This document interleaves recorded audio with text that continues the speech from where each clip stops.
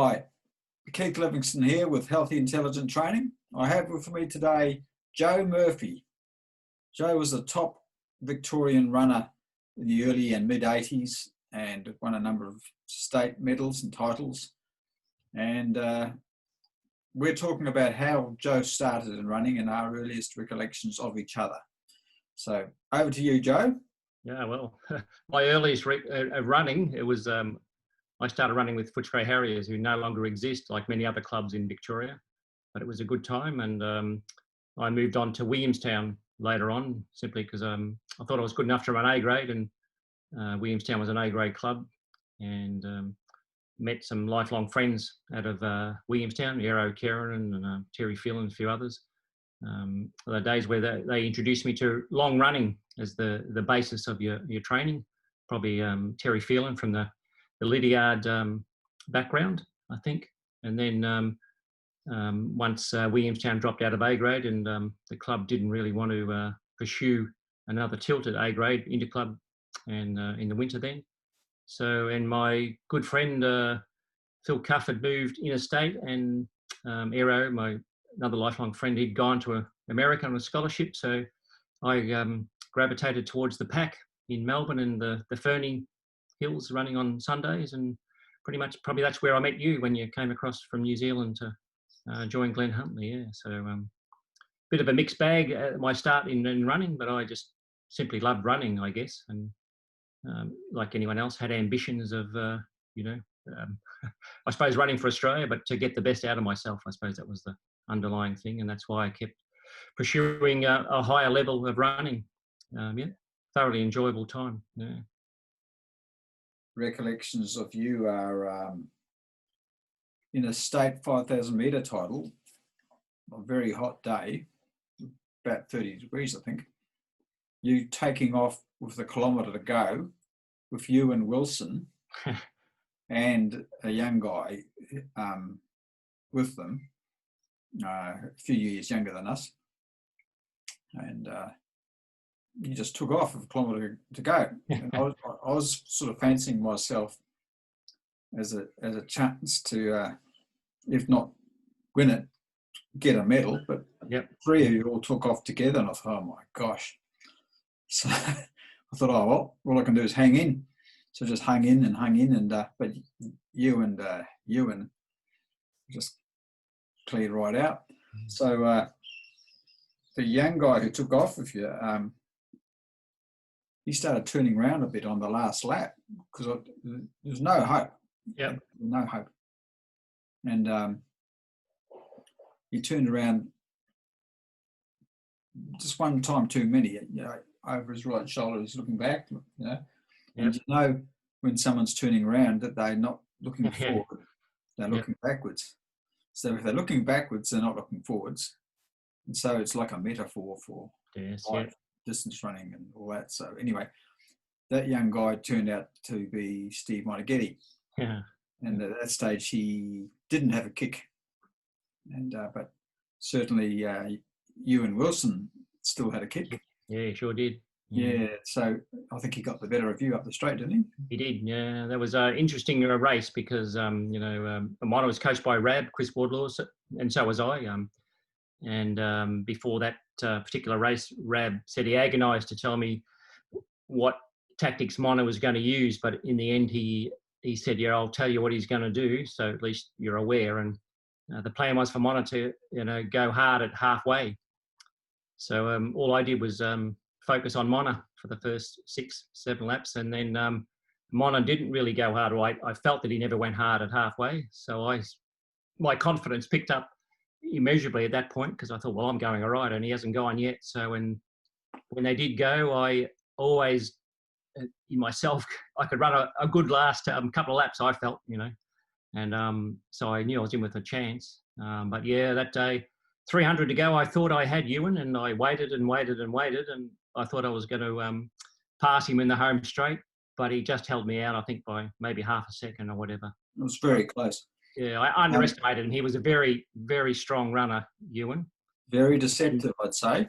Yeah, he was. And probably for myself, I shouldn't have thought I could beat him in the last 300. I should have waited till I crossed the line. And so, but that was good. It was it was probably the first time that, yeah, like you said, we realised how good Mona might be. Yeah, I'm 64 now. Yeah, Oh gosh, I'm was old. getting on. Yeah, Yeah, I don't know how I got here so fast. Yeah, yeah, that happened quickly, didn't it? did. Yeah. So, I still rolled out a 12:54 3K yesterday Wow. for the Glen Huntly, internet racing, since there's no winter racing this year. So, but Mono came back in my career a number of times. I remember, I think it was my first year up in Swan Hill, so it might have been 1989 actually. And I managed to get into reasonable shape because I had a full-time practice that I owned and had to make work. So I just found some good local training tracks and put in a few Ks and got into reasonable shape. And then we had the cross-country relays. Yes. Oh, yeah. Brimbank Park. Yeah. Down the bottom of Brimbank Park there. That's yes. where the old, I suppose it's the Keilor Creek or. So that's Maribyrnong River, in fact. Yeah. Oh, it's the headwaters of the Maribyrnong. Yeah. Oh, okay. Up there. Yeah. Anyway, it had obviously overflowed in recent weeks and boggy like an absolute peat moss.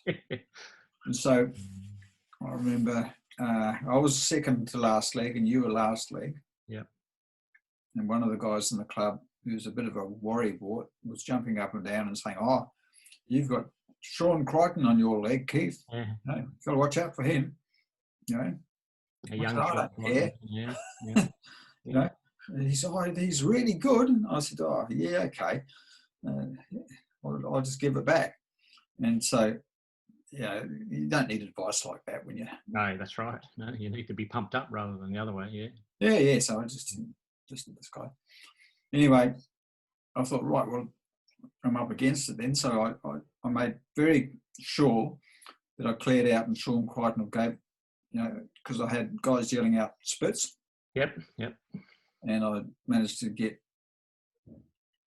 well, put another 30 or so seconds on him then at the changeover. So we were a clear minute or so.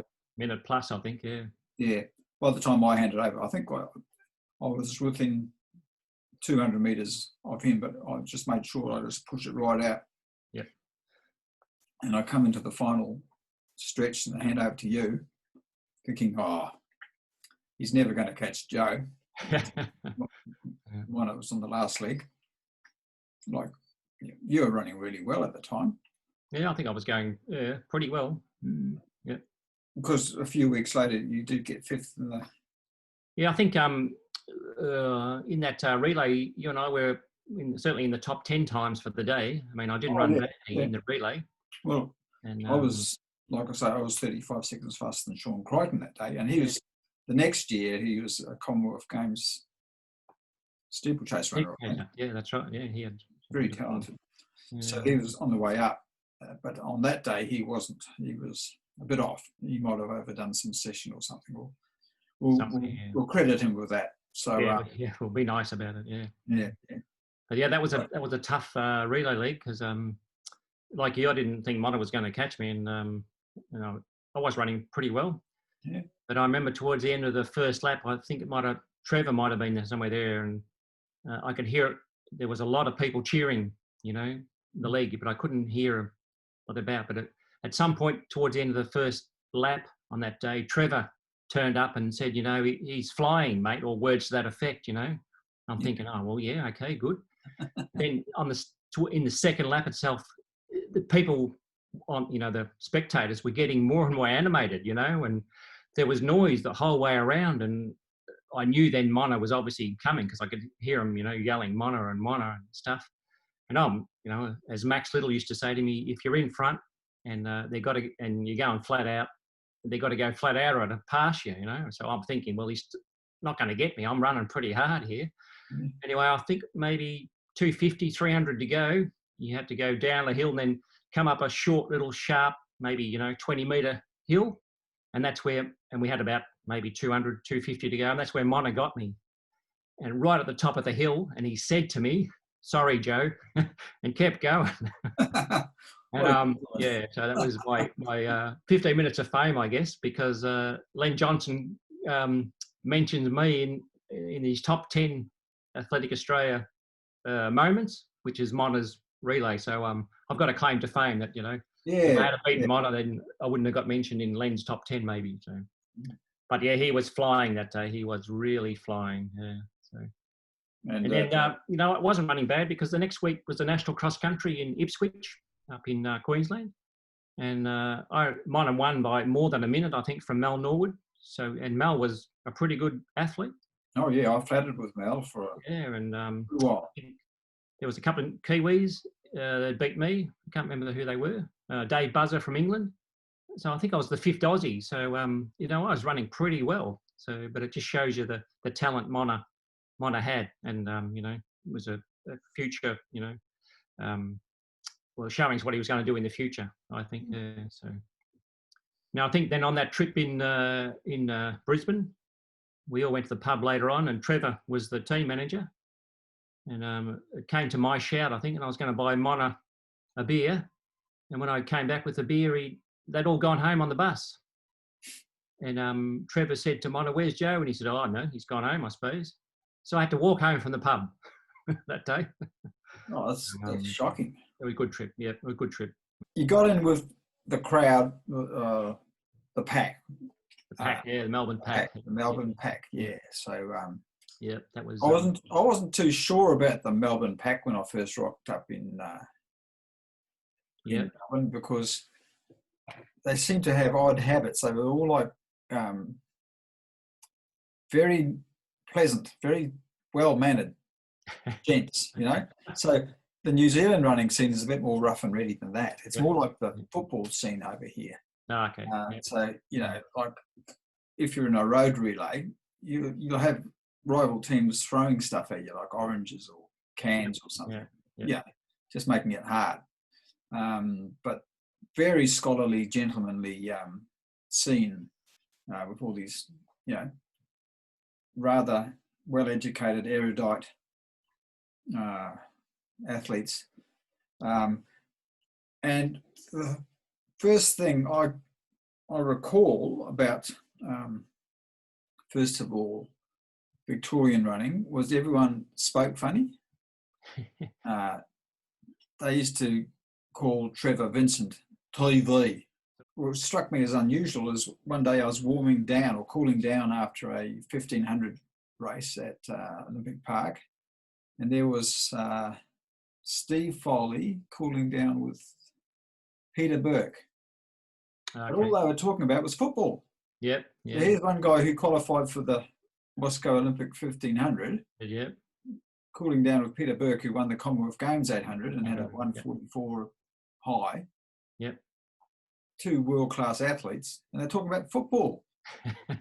To a Kiwi, that's like aerial ping pong. Yep. So I thought, how serious are these guys when, they're more serious about football than running. Running. Yeah. I couldn't believe it. Yeah. But anyway, that's just a side. I think that pack was a bit like that. It was a bonus for me in my running to be able to join the pack, I think, and with all those people, different people, so welcoming, the pack, no matter what standard you are, whatever, you just come and run and enjoy running. Everyone was, that was the enjoyable part of that. But I mean, people trained hard, and I think out of that background, because it was, Chloe Hesse and Rab, the training was, and Ron Clark was really based on a Lydiard background, and the long running was, well, some people would say it's boring, but you needed that pack to able to, do your 2 long runs a week, the basis of your training. And you needed the big numbers because so you can talk to everybody in the 2-hour run at Fernie or whatever, those sort of things. But yeah, you're right. They were more interested in all the other subjects under the sun rather than the running when you were training. It was probably one of the attractions for me too, because the group was so diverse. It was educational as well as enjoyment, I think, from that perspective.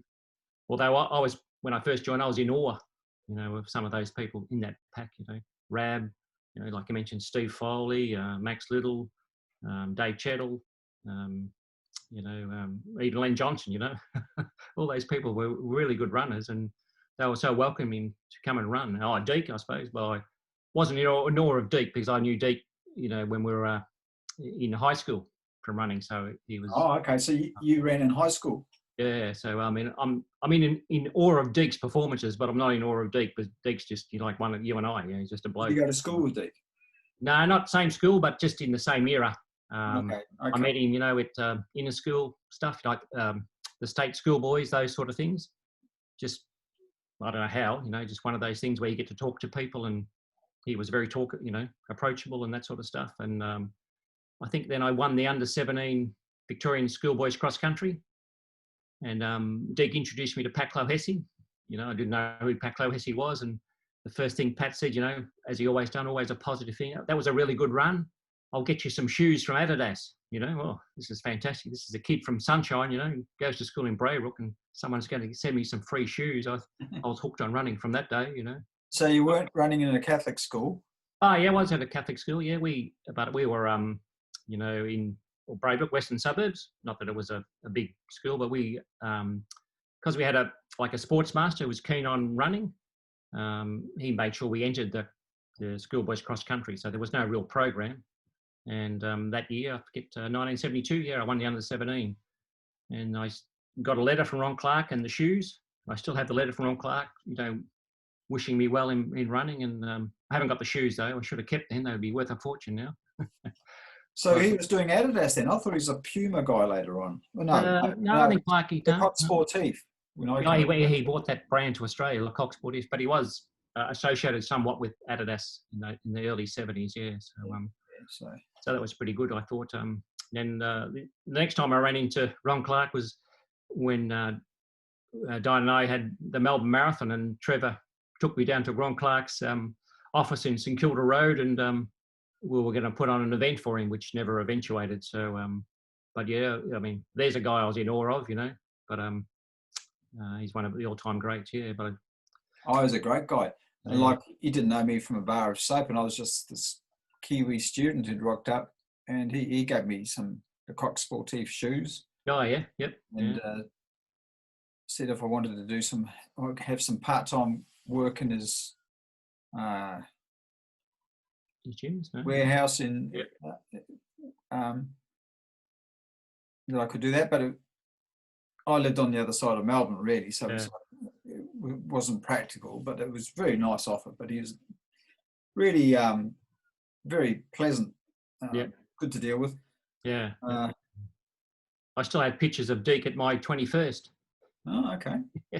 So he was a hairy hippie at this he was then, yes, yep, yeah. So and I Deke is a story. I remember somewhat in Fernie where I think we went to the Red and Black Xavier College Ball. Might have been the year I went with him, but another time him and Tim O'Shaughnessy, who's a good runner, they went, and I think they turned up to Fernie still in their tuxedos or whatever, you know, changed and then ran. And Dick Dowling, who was a bit of a runner and an avid reporter, I remember Dick. Yeah, said to Chloe, you know, you got to have a talk to Deke, you know about this lifestyle. And Chloe said, well, I'll talk to Deke whenever he misses a training run, but he's never missed one yet. So don't worry about him, Dick.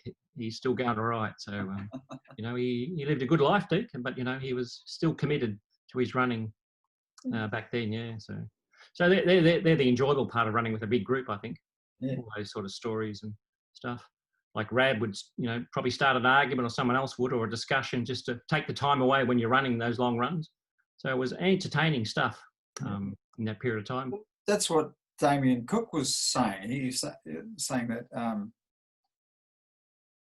it was just a fantastic atmosphere, and that's why he accidentally became such a good marathon. Oh, that's right. I think that's why I think everyone in that pack ran well. You know, up to their own. Well, we all have limitations, but everyone ran well that participated in the pack, and I think that's purely because of the mateship and the camaraderie and the encouragement that everyone gave each other, and those type of things. I mean, there's numerous people around. Dave Potts, you know, a 2:19 marathon runner from the pack. He ran for Box Hill, Dave, but he lives in Tassie now. Ken Green, you know, low, you know, 342, 341, 1500 metre runner. I didn't realise he's that quick. Robbie O'Donnell. Yeah. You know, I think 2 or 3 time national cross country champion, at least 2. Maybe when he was 21 anyway, he won the national. Oh, he did very well over cross country. Yeah. You know, Max Little, you know, Yeah, Max. Yeah. Australia. We had Rab, Chettle, Scotty. Maybe not Scotty, but he was sort of part of that that era. He ran a bit by himself, but you know, so many others that were just there all the time, you know. And now I can't pick the females, you know, the Megan Sloan and Jackie Turney, Jackie Cook in the pack, and Lord. Annie Lord, yeah, you know, I mean, yeah. So one of our all-time greats, Annie Lord, you know.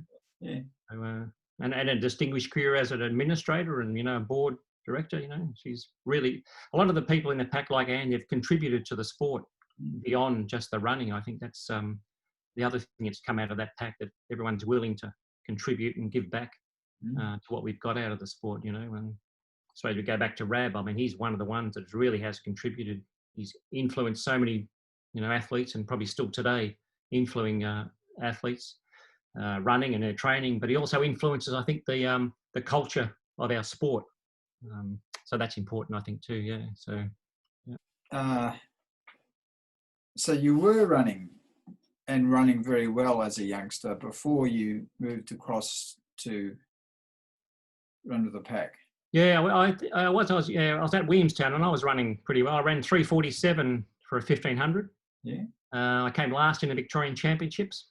That's 1977 or 78. Can't remember. Was that when every man and his dog was running good 1500s? Yeah, yeah. And I think we had to run a heat and a semi and a final, I think, that weekend. So, but yeah, I was pretty happy with that. But then I, you know, beat myself. I got glandular fever not long after that, or certainly in that year. Yeah, at the end of that year, because I ran in the 12K cross country. I finished third to Max Little and Tim O'Shannessy. No, so I was really, really running well, and I finished second to Jeff Cool in the 25K that winter. Oh, Jeff, yeah, he was another great runner. Yeah, fantastic runner, good bloke. Yeah, I think he came out of the pack as well, and then probably trained way too hard and not enough rest. And glandular fever, that wiped me out, I reckon, for nearly 18 months. It was unbelievably so. Then when I got fit again, I guess, and that's when my friend, you know, Aero Keranen, who was my mainstay of our long running in the U gangs, he moved to America to go to uni. Yeah. And I didn't have anyone really to run with and the long runs. So I said, I'm going to go join the pack, and just went up to Fernie one Sunday, and then I said to Rab, can you give me a hand? And, you know, so he started advising me from that point in time. So early 80s, yeah. So early 80s, was it? Yeah, so it was a good move, I think, to go to the pack. Otherwise, I mean, I just would have been pretending as running, you know. I mean, I really learned a lot running with all those different people in the contribution, you know. Although at Williamstown, I was running probably 3 long runs a week. It was probably too many. Maybe that's probably why I got sick, I guess. I don't know. I don't think long runs do you any harm. It's long, fast runs that do the damage. Yeah, maybe. I think I just didn't get enough rest. That was my, you know, I wanted to live life. You know, you can't be a runner and be a socialite at the same time, can you? That's what I learned. Yeah, You've got to get your rest. So, but then, you know, when I ran with the pack, I did run well. You know, I won the state 10K road. I won the Eagle Hawk to Bendigo road race way back in 1983. Yeah. So I was pretty pleased with that because I was born in Bendigo a long time ago. Yeah. So that was pretty good. And then what else? I got a third in a 5K, a national championship in about 86 or 87, somewhere there. And yeah, so I ran the fastest leg of the relay in the New Zealand Road Relay Champs. Yeah, because I was in that one too. Yeah. I got a fastest lap there too. But you did, that's it, yeah. Yep. Because the one I wanted to run was that last leg, which I'd run fastest lap on that in my previous incarnation as a New Zealand runner. Yep. And I knew it back to front and inside out. And I rated myself pretty highly for that last leg, you know, because it just suited me down to the ground. But anyway, for the reasons best left undiscussed, I was not put on that leg and I was sort of shoved aside. So it's a point of not regret, but annoyance. Yeah. I reckon if I'd been allowed to have a crack at that last lap, I think we would have had a We would have. relay gold instead of Yeah, a relay silver. whatever it With was. silver, yeah, that's right. Yeah. So, Road relays, they just bring out the beast in you. they do, yeah, yep, yeah. Well, So, they did in me. I just yeah. love them. But anyway, Road relays. My first race for Glen Huntly was the Sandown Road Relay when I moved across from Williamstown, and I remember I ran the 5th leg and handed over to. I was just behind Crouchy.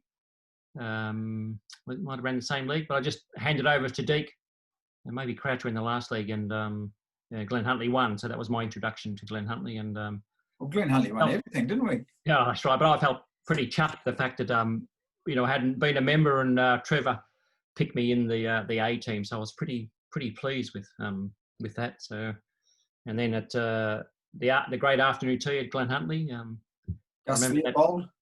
Gus Theobald, and he offered me a vanilla slice, and I thought, wow, he's fussing over me. Must be because I'm a new member or something. But then the more I was there, the more I realised that Gus fussed over everybody, and that's one of the good things about athletics. There is always someone in every club that really looks after, is the heart and soul of athletics, I guess. Trevor Vincent's probably that at Glen Huntly, he's the heartbeat of our club, So yeah, a lot of us run for Trevor, maybe not for Glen Huntly. I certainly agree, So yeah, so we get a weekly email in the winter. You're running this week, that sort of stuff. Yeah. So how can you say no when he's asking you to come and run? Well, when I was running, we didn't have email. No, that's true. Yeah, we didn't. No, newsletters. Yeah, yeah, yeah. Phone calls, proper conversation, Keith. That's what we had. Mm. Yeah. So, but you sort of knew it because of the pack was so. You're seeing people every day. You knew who was running and who wasn't. That sort of stuff. So it was a different era. I think we've lost that in Melbourne now. There's no central point, at least what I can see, for distance runners to come and gather and run. So it's so hard to get to Albert Park as compared to what it was like in Olympic Park. Different era, I suppose, different time. Yeah. So, but there was a time when it was a fabulous participation sport, and every man and his dog used to rock up for these. Oh, well, yeah. Yeah. So some of those big early, fun runs, the super runs, in Melbourne were big. The Coca-Cola runs, the banana run, those type of runs, which that got me into, with when Glen Huntly Trevor used to provide the volunteers. And then I found I was, doing more organising than, being the volunteer. And that moved. I went and worked for Melbourne Marathon. After Don and I got married, when we came back we travelled for a year or so. And then I worked at Melbourne Marathon in 1993 with Ted Paulin. Oh, yeah. Sort of at the end of the committee itself, a lot of the influential people on the committee had left. And it was becoming harder and harder to put that event on because of the lack of, contacts within government or relevant authorities. And Qantas sponsorship was about to end, all that sort of stuff. So it wasn't a happy time, I remember, for myself anyway. There's a lot of infighting on the committee. That's as political correct as I should say. So I decided I'd leave. So I did leave in that time. And then I think Ted left as well. And John Mallender took over the Melbourne Marathon then in 93, 94. And kept running that until, unfortunately, he died. He passed away in about 1999, I think, somewhere there. He had a cancer of some kind. Yeah, he did. Yeah, I think he had pancreatic cancer.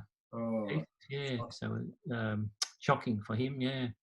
And then during that time, after I left Melbourne Marathon, my first son was born, Eamon, and Dianne, my wife, started doing, processing entries and writing databases and things, and doing timing for various fun runs, in particular the Melbourne Marathon. John kept us on there to do that. And then when he got sick or got ill, Doug Bourne from the Melbourne Marathon Committee rang Dianne and needed some help on the Suzanne run. So she went and did that. And then at that point, there was only a couple of members of the committee left on Melbourne Marathon. And then I think the staff all left and committee left. So it was probably a good sporting decision. Joe and Dianne thought we could run the marathon in the year 2000. Yeah, why And, not? yeah, so we had a crack. It was a bad business decision, but it was a good sporting decision. And although there was one, Doug Bourne was the only one left, and it looked like we couldn't find a sponsor in the year 2000, and it was really difficult to negotiate permits. Probably from one, we didn't really know much about it, and the police and Melbourne City Council were not happy with what happened in the previous couple of years with traffic management and the like.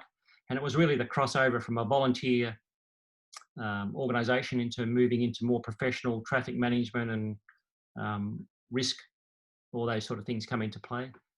So we struggled, and about August we thought we're not going to be able to put this on because we have no sponsor. And I'd been talking to Julian Painter, another great Australian runner, and he said he would see what he could do. He's working for Myer in the buying department at that point.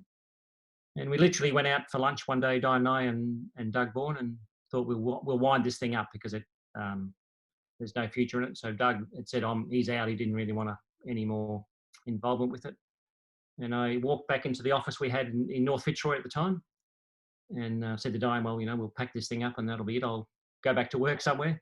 And the phone rang, and it was Mark Doherty from ASICS Oceania, and said, if you're happy to do an agreement over the phone today, because I'm going to Japan for 3 weeks, and we're happy to sponsor the Melbourne Marathon So we took him at his word, and the marathon survived in the year 2000, and it continues to survive now. But that's how close it came to being not run that year. I'm not saying that Dianne and I kept it going, but we pretty much did. If we had missed that year, because of the change in, you had to go from an amateur organisation to a professional with all the different authorities, it may have really struggled in the future. So we're lucky we put it on. The police were very kind to us, Victorian police, and they allowed us to go back to run from Frankston to Albert Park.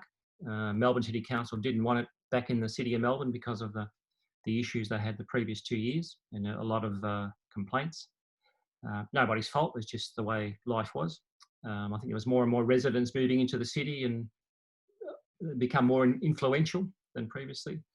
The police had a belief that the Commonwealth Games in 2006 would run from Frankston to Melbourne, so they were keen to test out their own planning. So we're lucky in that respect. So we went ahead, and I think we had about 1,400 in the year 2000 in the marathon, 1,400 in the half marathon. Just barely survived.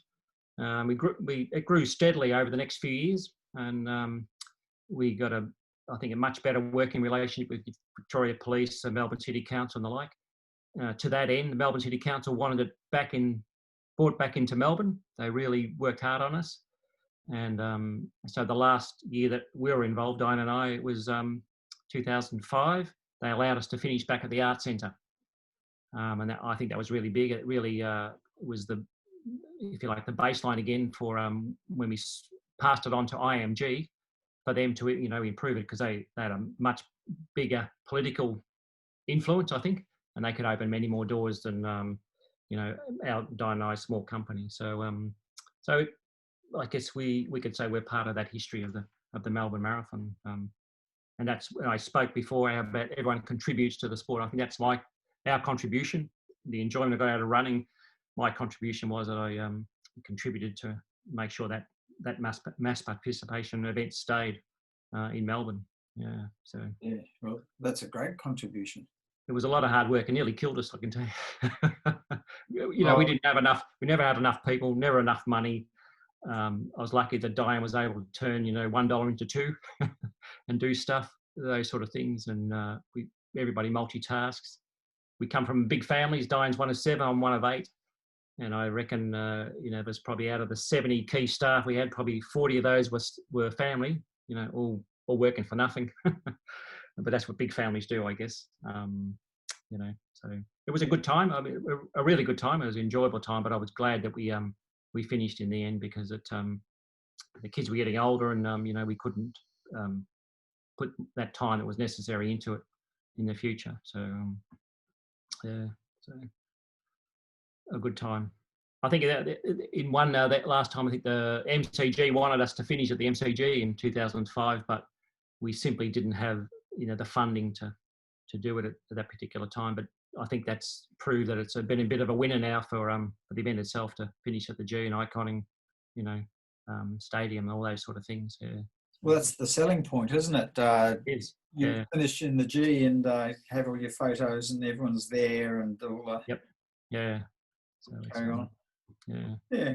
Well, look, the police were really good to us, I mean, because we had to measure the course. I can tell you a story. One year we had Dianne and I had a Mexican guy working for us.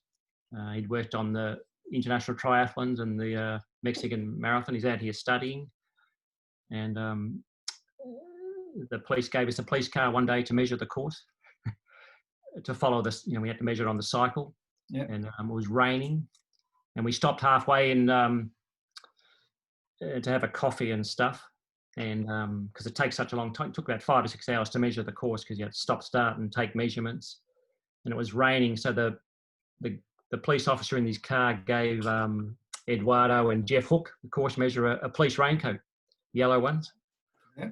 So it was quite funny. They were driving down, Beach Road, riding their bikes in their police raincoats with a cop car behind them. And people were just looking, thinking, "What the hell's going on here?"